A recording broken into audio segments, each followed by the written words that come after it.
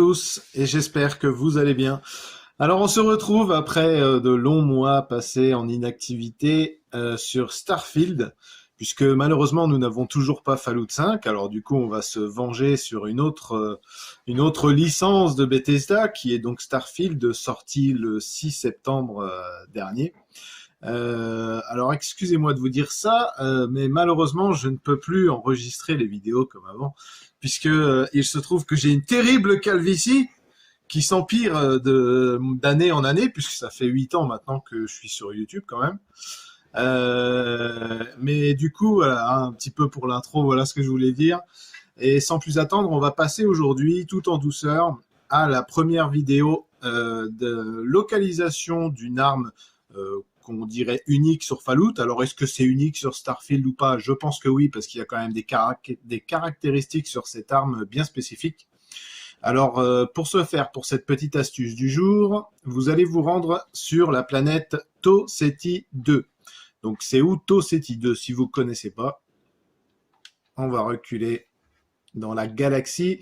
Du coup, sur l'étoile de Tau Ceti, on va se situer par rapport à Narion, qui est ici.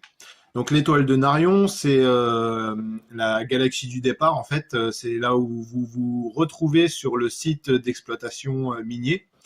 Donc une fois que vous retournez dans l'espace, vous allez directement chercher l'étoile Tau Ceti. Vous allez dessus et vous allez aller sur la planète Tau Ceti 2. Vous la scannez et une fois que c'est fait, vous allez pouvoir vous rendre au centre de production de Tau Gourmet. Ce que l'on va faire tout de suite, bien sûr. Alors, j'ai commencé le jeu très récemment, hein, donc je prends vraiment connaissance du terrain, mais comme j'ai toujours eu l'habitude de visiter en même temps les lieux, ça permet en fait de pouvoir commencer tout de suite, moi, à kiffer en trouvant des objets et tout ça, et puis en même temps, je vous le fais partager. Comme d'habitude, hein, ça change pas de ce que je faisais avant, sauf que c'était sur Fallout 4, hein, tout simplement. Alors, Fallout 76, on sait tous que c'est terminé pour moi, ça. C'est plus pour moi, tout ça. Je vais attendre Fallout 5. Alors, du coup, une fois qu'on est sur la planète, vous allez descendre sur le site en question. Il va falloir aller vraiment tout au bout du bâtiment. Enfin, vraiment tout derrière, quoi.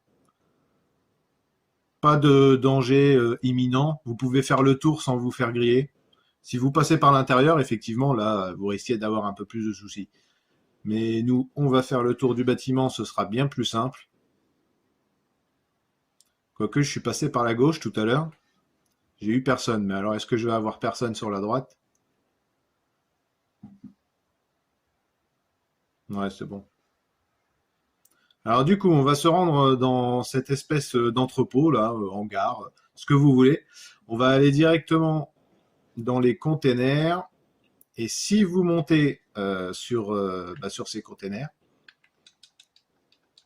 s'il y arrive, voilà, vous allez pouvoir constater qu'il y a une mallette d'armes ici que vous allez ouvrir et vous allez trouver à l'intérieur un Radburn, un pistolet rare radioactif, infligé aléatoirement des dégâts radioactifs et décourage la cible, compensateur, munitions chauffées à blanc, haute sensibilité, déclencheur binaire.